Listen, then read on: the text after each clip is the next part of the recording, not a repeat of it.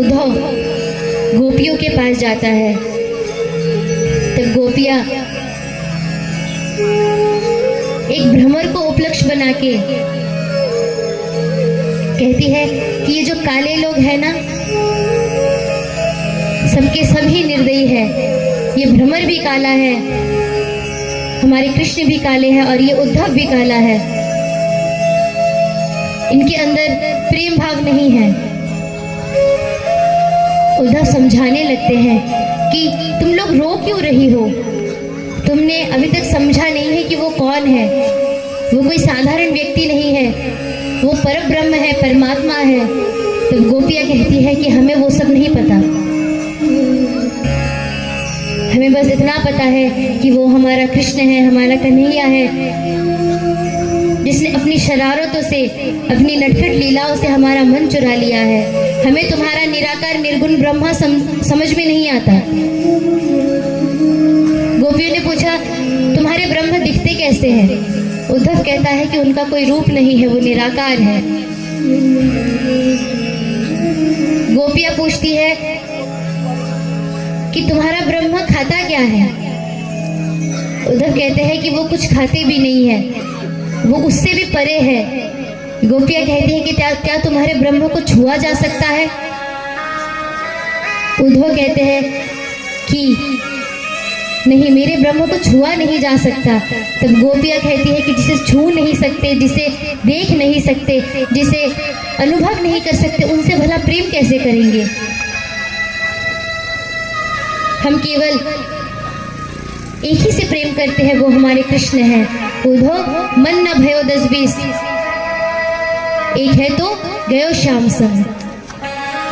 उद्धव हमारे पास एक ही मन है, अगर बहुत सारे होते तो उनमें से एक तुम्हारे परमात्मा को भी दे देते, परंतु ऐसा नहीं है। हमारे पास सिर्फ एक ही मन है और वो हमने अपने कृष्ण को दे दिया है। उद्धव समझाते हैं कि गोपियां, तुम मूर्खता का व्यवहार कर रही हो। जिसे तुम एक साधारण मनुष्य समझ रही हो, वो कोई साधारण मानव नहीं है। जिन्हें प्राप्त करने के लिए बड़े बड़े ऋषि मुनि युगों से तपस्या करते हैं, वो परमात्मा है कृष्ण। गोपियां कहती है कि ये सब बातें हमारी समझ में नहीं आती, हमें बस इतना पता है कि वो कृष्ण वही है जो एक मटकी माखन के लिए हमारे सामने नाचता था।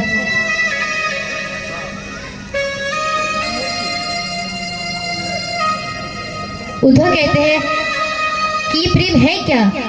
तब गोपियां कहती है, तुम्हें प्रेम देखना है, चलो हम तुम्हें दिखाती हैं। तब उद्धव को पकड़ के गोपियां लेके जाने ही लगती है। तब उद्धव को पत्र निकालते हैं जो कन्हैया ने लिखा। उद्धव कहते हैं ये पत्र कृष्ण ने लिखा है। जैसे ही कहते हैं कि कृष्ण ने लिखा है, सारी गोपियां उन पर झपट पड़ती है। उस पत्र के टुकड़े टुकड़े करके एक एक गोपी एक एक टुकड़ा लेके कहीं कहीं भाग जाती है और एक एक कोने में छुप के उस टुकड़े को अपने हृदय से लगा के कहती है कि अरे पत्र, तुम बड़े भाग्यशाली हो। क्यों? क्योंकि हमारे कृष्ण ने तुम्हें स्पर्श किया है। जिस कृष्ण के लिए हम तड़प रही है, उस कृष्ण ने तुम्हें अपने हाथों से स्पर्श किया है। हे पत्र, तुम बहुत भाग्यशाली हो।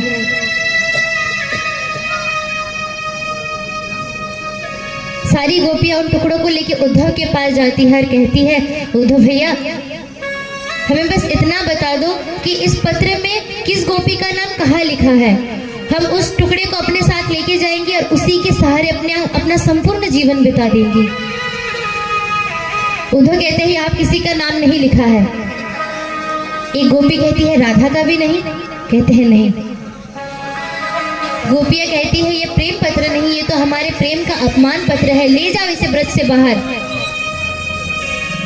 और तुम्हें प्रेम देखना था ना, चलो हम तुम्हें दिखाते हैं कि प्रेम क्या है। उद्धव को पकड़ के श्री किशोरी जी के पास गोपियां लेके जाती है।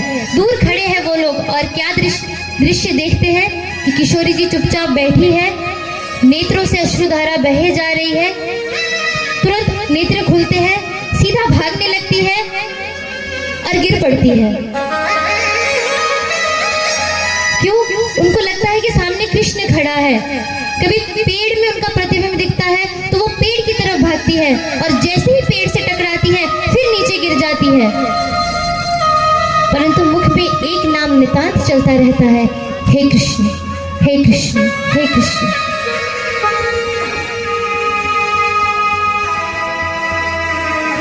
कभी फूलों से प्रश्न करती है, अरे पुष्प, तूने मेरे कृष्ण को कहीं देखा है?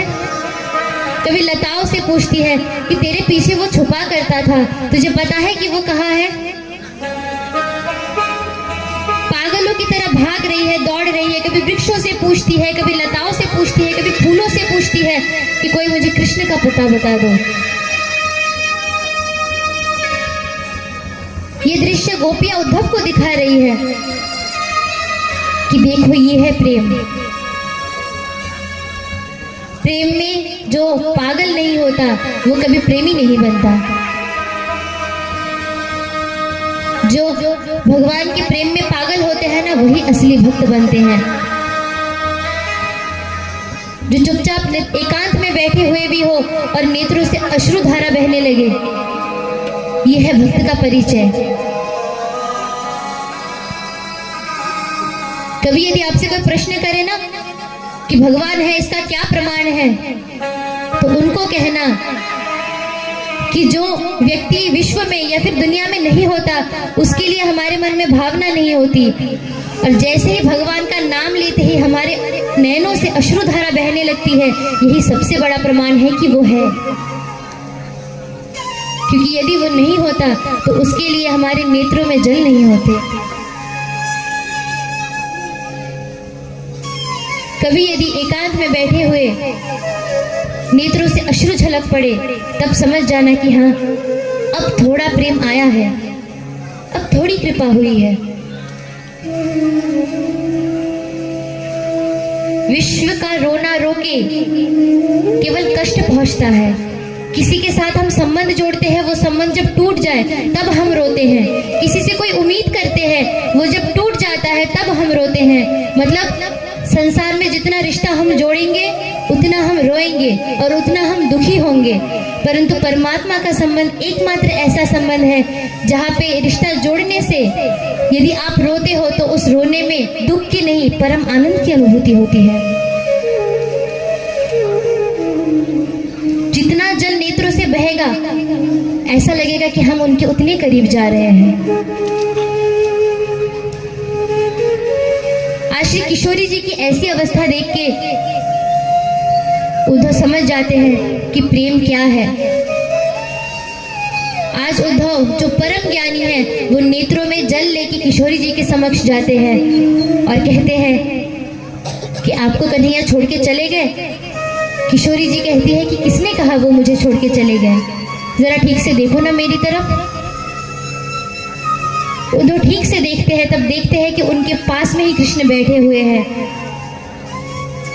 फिर पलके झपका के फिर देखते हैं तो अब नहीं है। तब किशोरी जी कहती है, देखा ना, यही वो सारा दिन मेरे साथ करते हैं, एक बार दिखते हैं फिर चले जाते हैं, ऐसे वो सारा दिन मुझे तड़पाते हैं। उद्धव समझ जाते हैं कि प्रेम क्या है और प्रेम की परम पराकाष्ठा क्या है।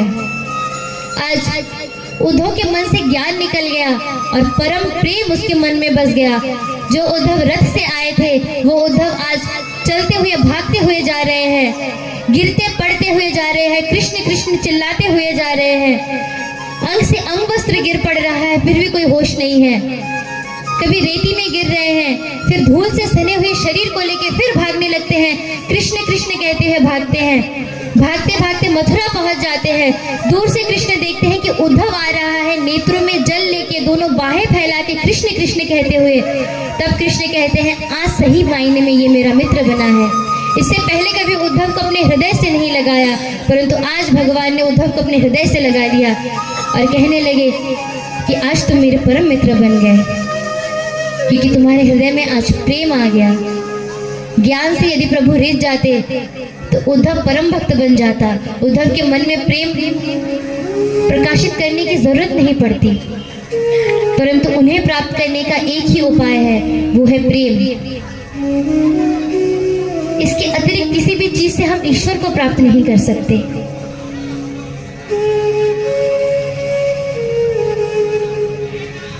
आज उद्धव को इस स्थिति में देख के भगवान उसे अपने हृदय से लगा लेते हैं और कहते हैं कि आज सही मायने में तुम मेरे मित्र बन गए।